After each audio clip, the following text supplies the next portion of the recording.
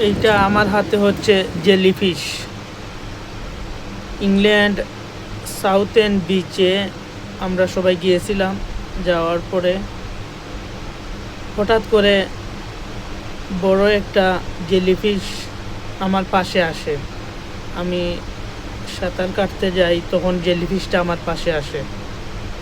আসার পরে আমি ধরে ফেলি ওইটাকে।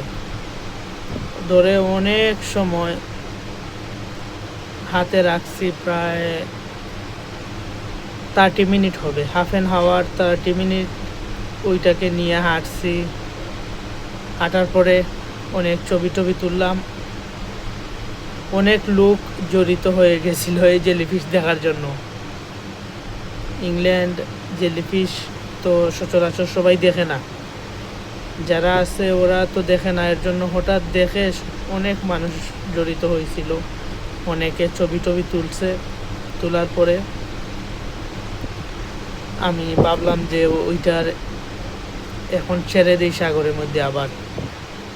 তখন আমি ধীরে ধীরে পানির মধ্যে নামার পরে ওইটাকে ছেড়ে দেওয়ার চেষ্টা করি।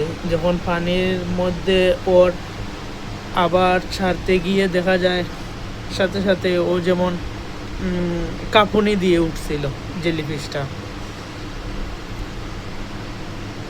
সো অনেক সময় হাতের মধ্যে ছিল, খুবই ভালো লাগছে, সবাই এনজয় করছি, আমরা অনেক সুন্দর হয়েছে। তারপর জেলিফিশটাকে ধীরে ধীরে পানির মধ্যে ছেড়ে দিলাম। তো সচরাচর জেলিফিশ আমরা শুনি, বাট এরকম দেখা যায় না। বাট জেলিফিশটা দেখে অনেক সুন্দর লাগলো। Thank you so much everyone.